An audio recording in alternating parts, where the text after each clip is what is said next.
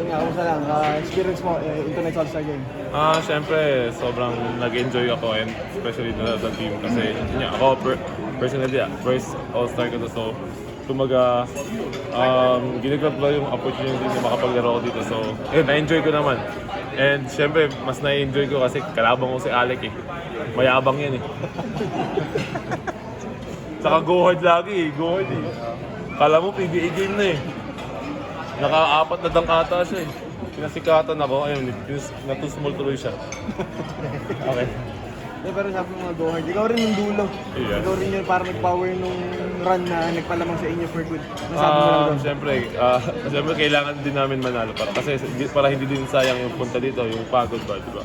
And then para ma-enjoy naman ng fans yung laro. So yun, ako ginawa ko lang naman yung role ko. So at alala ko, thankful lang kasi na-shoot ko yung last. Sang punto ng laro na medyo naging parang seryoso na yung laro kasi halos Siguro kasi pag start ng third quarter yung South talagang dumidepensa na and pumapaspeak na sila. So sabi ng mga bets namin, di pwede tayo din para lang maging competitive yung laro. So nagdoon din kami nag-start sa third talaga. Wait ka for MVP? Hindi. Sayang.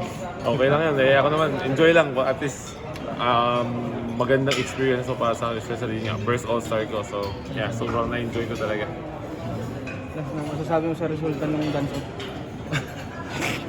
First time natin sumayaw, pero nakakahiya. Pero yun na yun, wala tayong magagawa. Kailangan pa ng pressure cooker siguro para lumambot-lambot.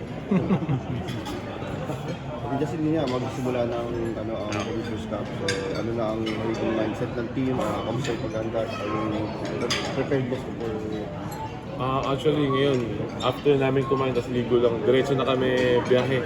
Kasi may practice pa kami bukas kasi Wednesday may laro na kami. So kumbaga kulang na kami sa oras para hindi na kami pwede mag-relax kasi may mga teammate pa kami na bago lang sa amin, especially Mikey, na nakapag-training siya, wala pa kami. Wala na kami yung first training, wala na kami, nandito na kami sa All-Star. So, kailangan pa namin kailangan pa namin kunin yung chemistry namin. Although, tinatrabaho namin everyday yun. And for sure, sila tinatrabaho nila dun sa Converge yung kahit wala kami. So, yeah. yun nga, medyo nung season break, maganda yung mga hugot ng mga players. So medyo mataas yung expectations sa inyo, nararamdaman nyo din? Yun nga, pero kami mataas yung lineup kumbaga sabi nga nila intact eh. So, pero kami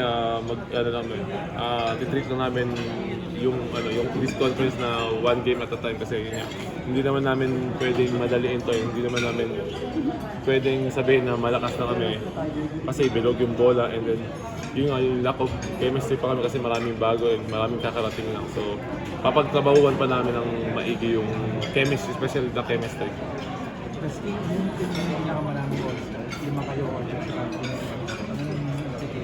Siyempre, para sa company na yun, masaya para sa company na yun. Kasi yun lima kami, and then 4 kayo magkakampi, yung isa nahiwalay. Pero yun, siyempre parang nakaka-boost lang din ng moral.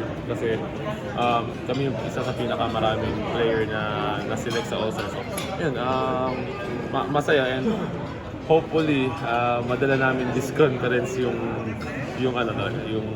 winning attitude dito.